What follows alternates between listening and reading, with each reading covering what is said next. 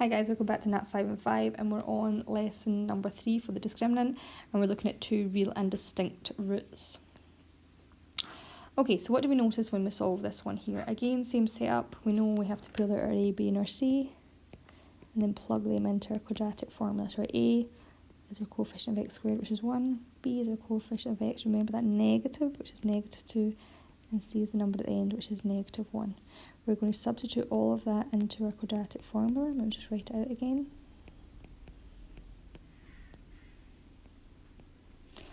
Okay, so negative, and then B is negative 2. So be very careful there.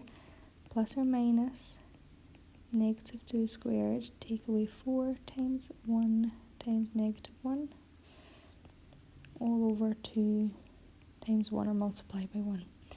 So x equals, these two negatives here become a positive, so it's 2 plus or minus, negative 2 squared is 4, and then negative 4 multiplied by 1 multiplied by negative 1. You should really be looking at this and thinking my answer is going to be positive because you see a negative 4 and a negative 1. I really want you to be able to look at that and understand what sign your answer is going to have.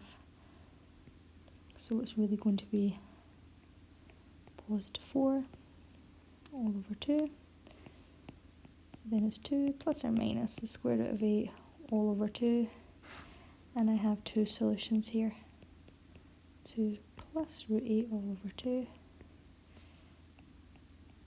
And to take away root 8 all over 2. And you see they're going to be two distinct solutions. They're going to be different answers. You can see that. If I do to add root 8 all over 2, it's definitely going to be different from to take away root 8 all over 2. So your first answer is going to be 2.412. If we do it to two decimal places, 2.41. And my other one is 2 take away root 8 all over 2. And my answer here is negative 0.414. And again, if I just do two decimal places, that's your answer here now. But what I'm really trying to get at this question is this discriminant here. The discriminant is, remember, the b squared minus 4ac. And what happened when we worked that through? That discriminant was 8. That discriminant was 8 there. That's an 8 that I've basically just rubbed out. So if that discriminant is greater than 0, then it's clear that you get two different answers.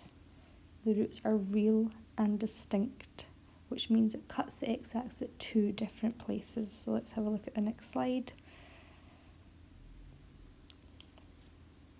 Yep, so you have b squared minus 4ac. If it's greater than 0, you have two real and distinct roots. And your parabola is going to cut your x-axis at two different places. Now, when you will be asked this in a very different way, you will be asked, determine the nature of the roots. That is what you'll be asked. And you have to use your b squared minus 4ac to determine if that answer is greater than 0,